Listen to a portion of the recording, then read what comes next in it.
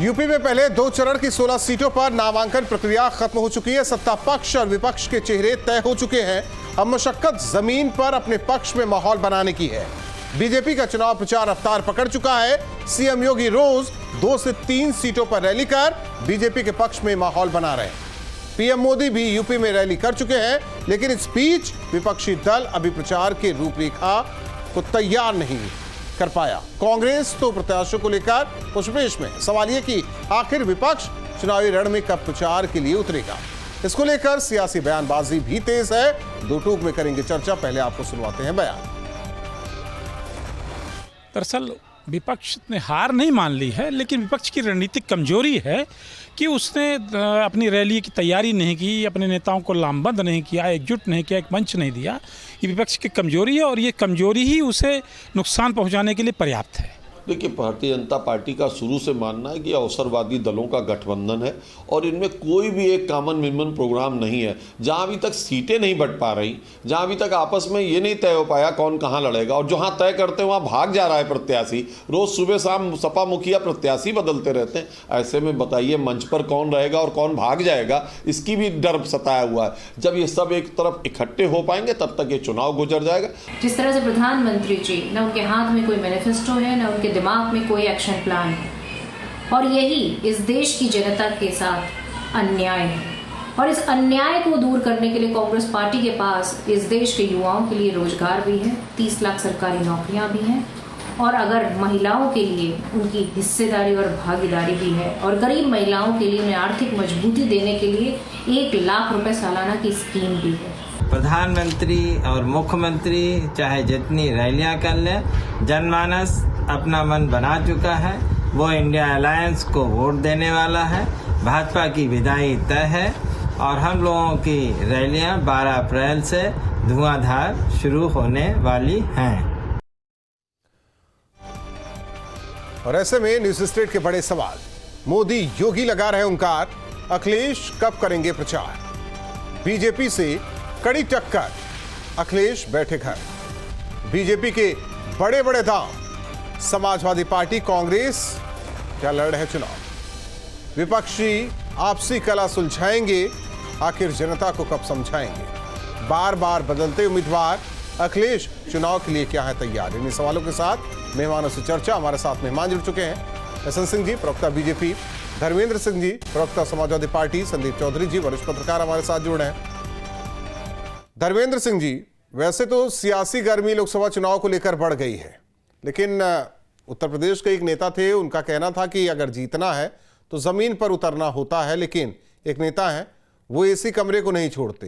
क्या वाकई मौसम भी गर्म है, इसी वजह से विपक्ष का चेहरा मैदान में नहीं। राहुल जी, जो जिन नेता की आप बात कर रहे हैं वो तो बहुत कुछ बोलते थे। वो तो किसी के लिए जिनके साथ आजकल चले गए हैं उनके लिए बोल रहे थे कि मंदिर में घंटी बजवाएंगे, और नागनाथ सांपनाथ से लेके क्या क्या वो बोले। तो उनकी बातों का जवाब देना मैं उचित नहीं समझता हूं, क्योंकि उन्होंने जो बोला है उसको जवाब तो भारतीय जनता पार्टी को मेरा कहना है कि उन्होंने जो कहा वो उस हिसाब से देखा जाए तो ये तो सत्य है। नहीं, मैं उस पर आ रहा हूं। देखिए, हमारे यहाँ कोई किसी प्रकार कंफ्यूजन नहीं। हम इंडिया गठबंधन पूरी मजबूती के साथ जनता के बीच में है। आज जो चुनाव है वो जनता खुद लड़ रही है, क्योंकि जो पिछले 2 कार्यकाल का मोदी जी का जो कार्यकाल रहा 14 का और 19 का, दोनों में कुछ घोषणा पत्र लेके आए थे, कुछ वादे किए थे किसान से, लेकिन अब आज आ रहे हैं, रैलियां कर रहे हैं, तो उनके पास बताने के लिए कुछ नहीं कि मैंने क्या किया है। उनके भाषण विपक्ष के नेताओं की तरह है कि कांग्रेस आ जाएगी तो ये होगा, समाजवादी पार्टी ने ये नहीं किया। अरे आप अपनी उपलब्धि बताइए आकर के मंच से, आपने किया क्या। आपने जो वादा किया, चाहे छात्रों के लिए, नौजवानों के लिए, बेरोजगारों के लिए, किसानों के लिए, एक भी वादा पूरा किया। चाहे 15 लाख रुपए देने से लेकर के, चाहे काला धन विदेश से वापस लाने को लेकर के, चाहे किसानों की आय दो गुनी करने के लिए आपने फार्मूला भी बाकायदा मंच से शेयर किया था। आज आपने क्या किया, 700 किसान मर गए, आपके उनसे मिलने का मौका तक नहीं मिला आपको। आपने छात्रों के साथ क्या किया, आपने कहा 2 करोड़ रोजगार देंगे।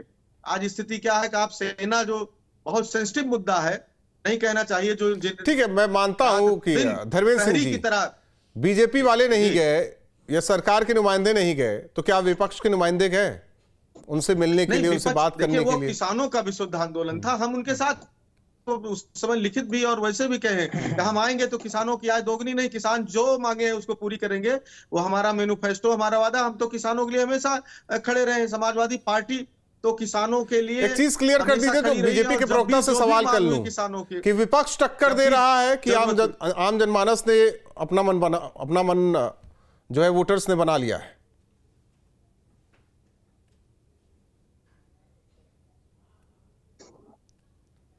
धर्मेंद्र जी, आवाज आ रही है क्या आपको? जी देखिए, हाँ राहुल जी, जहां तक सवाल है रैलियों का, नवरात्रि आ गया, शुभ दिन, शानदार। हमारे यहाँ माना जाता है कि नवरात्र से सारे शुभ काम किए जाते हैं। अभी आपको दिख जाएगा कि उत्तर प्रदेश के अंदर ही हमारे गठबंधन की रैलियां शुरू हो जाएगी। बाकी प्रदेशों में हमारे गठबंधन के साथी अपने अपने प्रदेशों में फील्ड में है, रैलियां भी कर रहे हैं, मीटिंग भी कर रहे हैं। ठीक, यहाँ सवाल इस सबसे ऊपर है।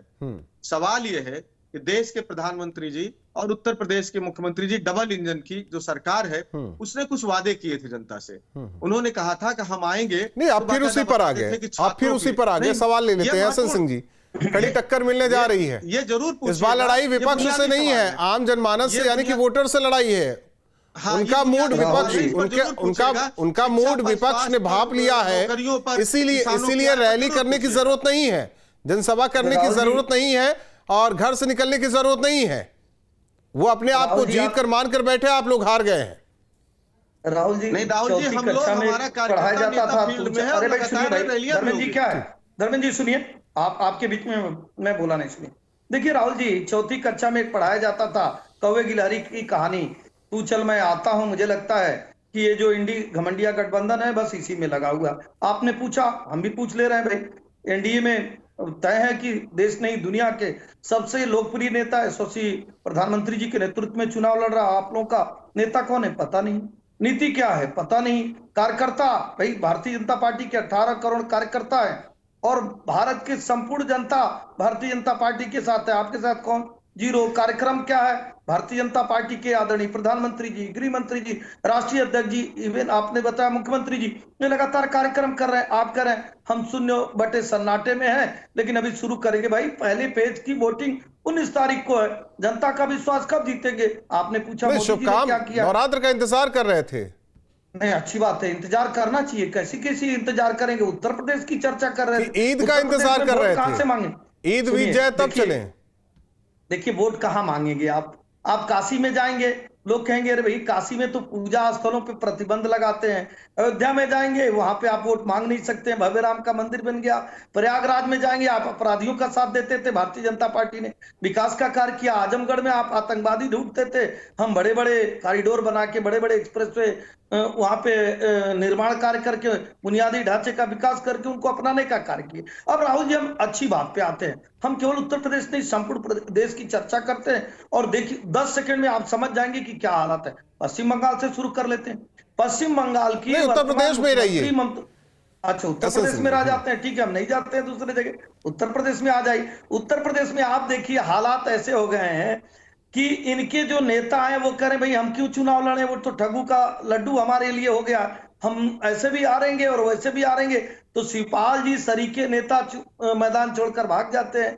एससी हसन साहब अगर पर्चा नॉमिनेशन करते हैं तो जहाज से दूसरे को भेज दिया जाता है, इसलिए कहा जाता है कोई नीति भी स्पष्ट नहीं। इन्होंने कहा, मोदी जी ने किया क्या भाई? सभी रैलियों में मुझे लगता है कि आपका जिम्मेदार चैनल दिखाता है, न्यूज नेशन दिखाता है, न्यूज स्टेट दिखाता है कि हमारे नेता कहते हैं मोदी जी की गारंटी थी भव्य राम मंदिर बनाने का, हमने पूरा किया। मोदी जी की गारंटी थी अंत्योदय की परिकल्पना पूरा करना, मोदी जी की गारंटी थी उजाला देना, उज्ज्वला करना, किसान सम्मान निधि देना, गरीब कल्याण की योजना चलाए 370 समाप्त करना और महिला सशक्तिकरण पे काम करना। चूंकि राहुल जी हमने एक कार्य कर दिया जिसके नाते इनको दर्द हो गया, और हम तो राहुल जी बड़ी जिम्मेदारी से कहेंगे एक ही साधे सब सदे सब साधे सब जाए। आइए देख लीजिए अयोध्या का विकास, वहां माला बेचने वाला भी रोजगार पा रहा है, फूल बेचने वाला, वहां पे जो लड्डू बेच रहा है वो भी रोजगार पा रहा है, जो रक्षा बांधा है वो भी रोजगार पा रहा है, और भीम चाय वाला भी रोज 2000 कुल्हड़ चाय बेचता है। लेकिन सरकारी नौकरी नहीं निकल रही, विपक्ष का यही कहना है, पेपर लीक हो जाता है। राहुल जी, पूरी दुनिया का ये समझना होगा, पूरी दुनिया की आबादी का 1% रोजगार ट्रेजरी चलान का रोजगार होता है, लेकिन विश्वकर्मा योजना से लेकर उस्ताद योजना तक वो भारतीय जनता पार्टी की ठीक। देन है। आप बताइए, संदीप चौधरी जी वरिष्ठ पत्रकार हैं, जरा उनसे भी आकलन करा लेते हैं। कॉरिडोर बनेगा वहां रोजगार ठीक, होगा कि एसन जी, नहीं? एसन जी, मिलेगा। संदीप चौधरी जी, मतलब तस्वीर जो है इस बार चुनाव की, यानी ये कहा जाए कि वाकई दिलचस्पी वोटर्स ले रहे हैं, सत्ता पक्ष ले रहा है, विपक्ष ले रहा है, ये चुनाव दिलचस्प नजर क्यों नहीं आ रहा है?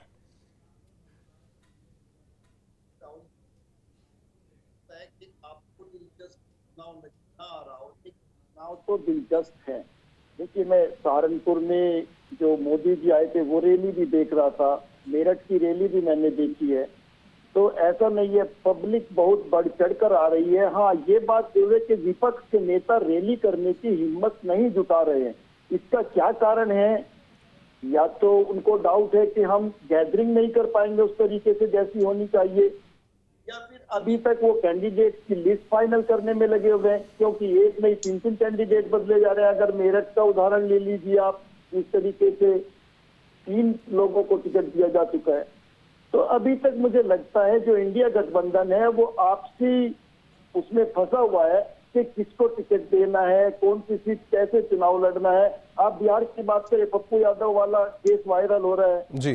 तो चीजें अभी पूरे तरीके से जो एक शेड्यूल के हिसाब से होना चाहिए, इंडिया गठबंधन की नहीं हुई है। और बीजेपी या बीजेपी अलायंस इस मामले में काफी आगे निकल चुका है। उनकी तैयारी पहले से थी, सीटों का बंटवारा ठीक से हो गया। उनके साथ में जो गठबंधन में आए लोग, चाहे वो राजभर जी थे, चाहे वो जेम्स चौधरी थे, सब लोग उनके कंधे से कंधा मिला करके रैली भी कर रहे हैं और काम भी कर रहे हैं।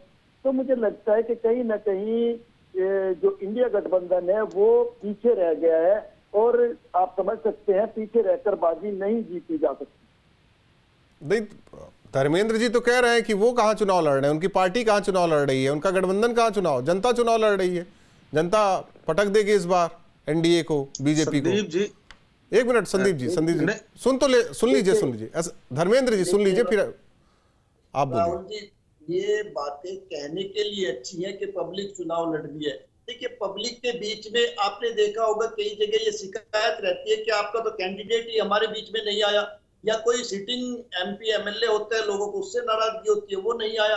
तो आपको एक नेतृत्व तो देना पड़ेगा, आपकी टीम तो जानी चाहिए ना वोट मांगने के लिए उनके बीच में। आपके पास कोई तो रोड मैप होना चाहिए ना कि भाई आप ये देखिए। राहुल जी, आपकी बहुत इजी तरीके से बता देता हूँ, मायावती की सरकार बनी थी, पूरे 5 साल चली उत्तर प्रदेश में जी। ठीक है, धर्मेंद्र जी क्या कहना चाह रहे थे, कुछ कह रहे थे क्या आप? नहीं, हम सवाल, मैंने कहा था बुनियादी सवाल पूछिएगा भारतीय जनता पार्टी के साथी एसन सिंह जी से, लेकिन उस पर इनका जवाब नहीं आया। मैंने कहा प्रधानमंत्री जी और मुख्यमंत्री जी विपक्ष के नेताओं की तरह भाषण दे रहे हैं कि ये नहीं वो नहीं हुआ, जबकि इनको जनता ने जिम्मेदारी दी। इनको बताना चाहिए था कि मैंने क्या काम किया किसान के लिए, नौजवान के लिए, छात्र के लिए। उससे बड़ा सवाल है जहां तक जनता के बीच या प्रत्याशी बदलने का। देखिए, जनता के बीच हमारा नेता कार्यकर्ता 24/7 रहता है। हमें गर्व है कि हम ऐसी पार्टी से हैं जहां कार्यकर्ताओं की, डेडिकेटेड कार्यकर्ताओं की बहुत लंबी फौज है। उसमें भारतीय जनता पार्टी केवल आंकड़ा देते रहे इतने करोड़ लोगों की पार्टी हो गई है, जिसको डर का आलम यह है कि विपक्ष की पार्टी के नेताओं को तोड़ करके, और चाहे महाराष्ट्र से लेकर के उत्तर प्रदेश से लेकर के पंजाब तक जहां भी मौका मिल रहा है, जिसको इनके बड़े नेता जाकर के भाषण में कहेंगे भ्रष्टाचारी है, चक्की पीसिंग, अगले दिन उसको शपथ दिला रहे हैं। एक बड़ी फेरिस्त है, बंगाल में देख लीजिए, आसाम में देख लीजिए, महाराष्ट्र के अंदर देख लीजिए, बिहार में जिसके लिए कह रहे थे कि इनके दरवाजे हमेशा के लिए मैंने बंद कर दिया है, इनके गृह मंत्री जी जाके कहे, और जा करके उनको पलक पावड़े बिछा करके स्वागत करके ले आके फिर मुख्यमंत्री। ये अलग बात है। देखिए, समाजवादी पार्टी अगर जनता में काम किए होते, नहीं हमारी बात मैं यूपी में ही रहना चाह रहा हूं, काम किए होते, बुनियादी सवालों, स्वास्थ्य, शिक्षा, बेरोजगारी, महंगाई, भ्रष्टाचार पे अगर काम किए होते, ये काले धन पर काम किए होते, तो हो सकता है ये न करना पड़ता। धर्मेंद्र जी, भरोसा नहीं है धर्मेंद्र जी, ये नारे जरूर धर्मेंद्र जी, मुख्यमंत्री जिनको साथ लियो 4000। धर्मेंद्र जी, माफी के साथ रोकना चाहता हूँ, माफी के साथ रोकना चाहता हूँ। 14 हारे, 17 हारे, 19, एक मिनट बात तो सुनिए, 19 हारे, 22 हारे, तो क्या आप हार के मान के बैठे हुए कि छोड़ो रहने दो, 4 बार मेहनत की, कुछ नतीजा नहीं निकला, तो इस बार निकल के क्या करेंगे? सवाल देखिए कार्यकर्ताओं को लेकर नहीं है, कार्यकर्ताओं के बीच जब वो बड़ा चेहरा पहुंचता है ना, तब उनका जोश आई होता है। सवाल अखिलेश यादव को लेकर है, सवाल राहुल गांधी को लेकर है, प्रियंका गांधी को लेकर है या सोनिया गांधी को लेकर है। वो तो आए यूपी की धरती पर, राहुल जी, जहां से सारी सियासत तय होती है, दिल्ली की सियासत तय होती है। राहुल जी, हमने कहा हमारे गठबंधन साथी अलग प्रांतों में अपना प्रचार करें। उत्तर प्रदेश के अंदर नवरात्र शुरू हुआ है, आपको अच्छी खबर मिलेगी। पूरे प्रदेश में देखिएगा जनता किस तरह सड़कों पे रहेगी। नवरात्र जनता बहुत, मेरा वो नहीं कह रहा, मैं माफी के साथ फिर कह रहा हूं धर्मेंद्र सिंह जी, नवरात्र का बहाना है। मुझे क्यों लग रहा है कि ईद के बाद ही ये जोर पकड़ेगा। अब ईद तो आप जोड़ ले, ईद नहीं, मैं कैसे, अगर होता, अगर आप नवरात्र की बात करते तो पहले दिन से शुरू हो जाता। अपना त्योहार नहीं, उनको भी अपना त्योहार, जितना हमें हक है उतना उन्हें भी हक है। मैं कहाँ कह रहा हूँ कि हक नहीं है। अगर आप नवरात्र की बात कर रहे हैं तो आज पहला दिन था, आज से शुरुआत हो जानी चाहिए थी। हमारे यहाँ हिंदू धर्म में माना जाता है कि कोई अच्छा काम, शुभ काम, इसके पहले दिन अच्छे नहीं थे। नवरात्र आज का दिन नहीं अच्छा था, और या कल का दिन नहीं अच्छा है। राहुल जी, नहीं, मैं कह रहा हूँ एक दो दिन में आपको दिन या परसों का दिन नहीं अच्छा है।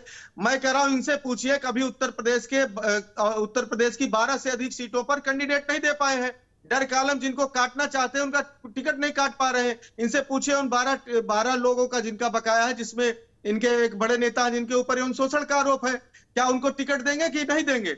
इनके पास सारे संसाधन है। नहीं तो आप मेरे सवाल का जवाब न दीजिए और आप अपना सवाल करके अपने हिसाब से पूछ लीजिए। फिर हम कह रहे हैं, हम आपके माध्यम से कह रहे हैं, इनसे पूछिए। तो पहले आप मेरे सवाल का जवाब दे दीजिए, तो आपके माध्यम से मैं उनसे पूछ लेता हूँ। राहुल जी, मैं तो कह रहा हूँ, देखिए हमारे यहाँ जो टिकट कटे हैं, चेंज हुए हैं, हमारे यहाँ हर लोकसभा में कई नेता लगातार जनता के बीच में रहे, मेहनत करते रहे, और सबकी इच्छा होती है कि जब इलेक्शन आया है तो हमने मेहनत किया है, जनता का हमें स्नेह मिल रहा है, हमें टिकट मिले। लेकिन नेतृत्व के सामने समस्या होती है कि उन सब काम करने वालों में से किसी एक को ही लड़ा सकते हैं। तो जब जनता की डिमांड पर एक दो बार ऐसी परिस्थितियां बनी कि हमने किसी को दिया, लेकिन फिर स्थानीय लोग जो मेहनत किए थे उन लोगों ने कहा नहीं साहब इनको लड़ाई, ये ज्यादा अच्छा लड़ेंगे। तो ये व्यवहारिक व्यवस्था है, कोई किसी दल में नहीं है, कोई कहीं भाग नहीं रहा है। व्यवहारिक व्यवस्था में हमें लगता है कुछ लोग दबाव में हैं। टिकट मांगने का ठीक है राहुल जी, मैं जवाब देता हूँ। राहुल जी बहुत हो गया, मैं जवाब देता हूँ। हरियाणा जी देखिए, मैं नहीं जाना चाहता हरियाणा, नहीं जाना चाहता पंजाब, मैं यूपी में रहना चाहता हूँ। एसएन सिंह जी, राहुल जी इनको चुप कराए। देखिए राहुल जी, इनको चुप कराए। मैं कह रहा हूँ एक छोटी छोटी चीजें देखिए कि कितना ज्यादा ठगबंधन में कितनी लड़ाई है। आप इसको देख सकते हैं, होली मिलन समारोह हो रहा है, कांग्रेस के दफ्तर में समाजवादी पार्टी का नेता नहीं जा रहा, समाजवादी पार्टी के किसी भी कार्यक्रम में कांग्रेस के जिले का नेता नहीं जा रहा है। कैसे लड़ेंगे आप मोदी जी से? आपने कहा मोदी जी ने क्या काम किया, अरे हमने तो ऐसा कार्य किया जिसके नाते आपका दर्द बढ़ा हुआ है। उत्तर प्रदेश के 37 साल का इतिहास बदल गया और लोग पूछ रहे हैं कि भाई 3 में ना 13 में ऐसी समाजवादी पार्टी जो आदरणीय स्वर्गीय मुलायम सिंह साहब ऐसे बड़े नेता हो गए थे कि 16-16 सीटें पाते थे। अखिलेश यादव जी के आते ऐसा क्या हो गया कि उत्तर प्रदेश में ना उनके साथ कोई आने के लिए तैयार है, न जनता आने के लिए तैयार है। और ऐसी कांग्रेस पार्टी जो न बिहार में प्रचार करते दिख रही है, न पश्चिम बंगाल में प्रचार करते दिख रही है, न पंजाब में, न आम आदमी पार्टी के साथ। धर्मेंद्र जी का एक सवाल है, जो बाकी सीटें हैं उसका हालांकि उसकी एक तस्वीर साफ हो जाए वो भी बेहतर है। राहुल जी, भारतीय जनता पार्टी अपनी रणनीति के दम पर ही, आपने कहा और पूरे देश के लोग जानते हैं, 2014, 17, 19, 22 उत्तर प्रदेश में ही 17 छोटे बड़े चुनाव भारतीय जनता पार्टी जीती है। भारतीय जनता पार्टी की रणनीति है।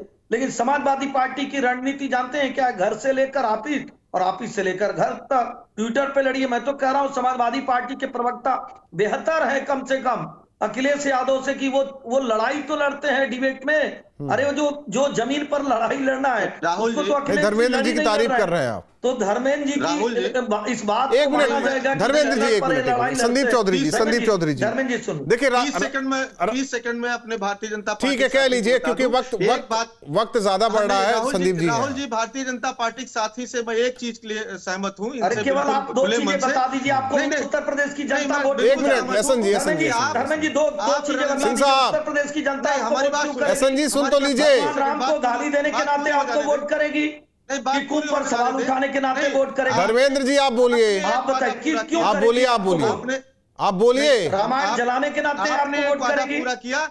एक तो आप आप रणनीति के साथ जनता को ठगते हैं और दूसरा अरे आपने आपको ईमानदारी लगता के है साथ भ्रष्टाचार हम किया। परिवार वाला काम नहीं करते। संदीप चौधरी जी, जो इस देश की सियासत का फलसफा है या उत्तर प्रदेश की सियासत का फलसफा है, कहा जाए कि एक तरफ उत्तर प्रदेश में देखिए, एक मिनट धर्मेंद्र जी, एक मिनट है संजीव, एक तरफ मोदी और मुख्यमंत्री योगी आदित्यनाथ, तो दूसरी ओर बात होती है अखिलेश यादव, राहुल गांधी।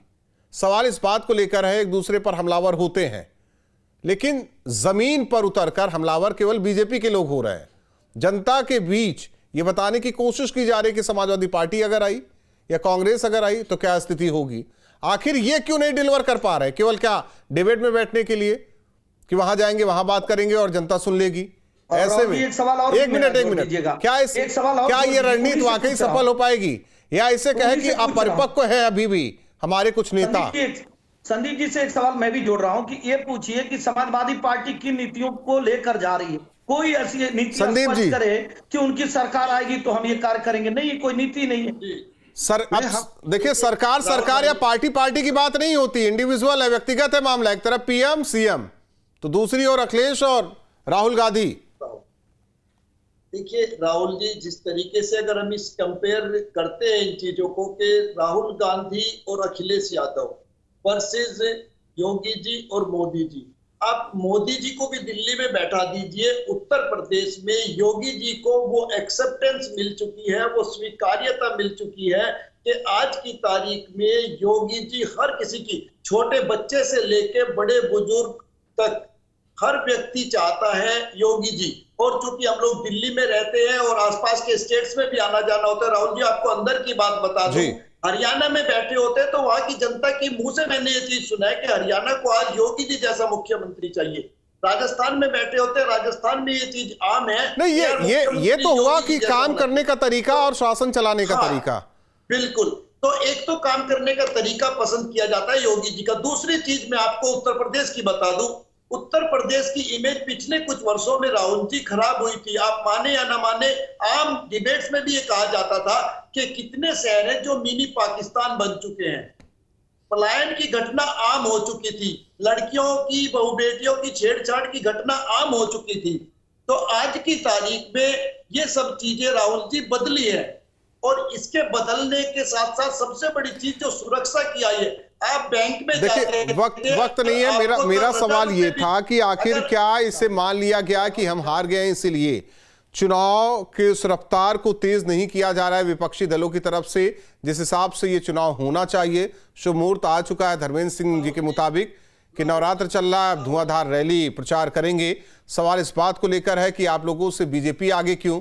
वाकई अगर जनता चुनाव लड़ रही है वो तो 4 तारीख को दिख ही जाएगा, 4 जून को, या आप लोग चुनाव लड़ रहे हैं, इसको भी बताना बहुत जरूरी होगा। आप तीनों मेहमानों का बहुत बहुत धन्यवाद हमारे साथ दो टूक में जुड़ने के लिए। जाहिर तौर पर एक तरफ धुआंधार प्रचार सीएम योगी पीएम मोदी कर रहे हैं, तो दूसरी ओर विपक्ष के बड़े चेहरे आखिर कब और कहां नजर आएंगे, ये एक यक्ष प्रश्न बना हुआ है। दो टूक में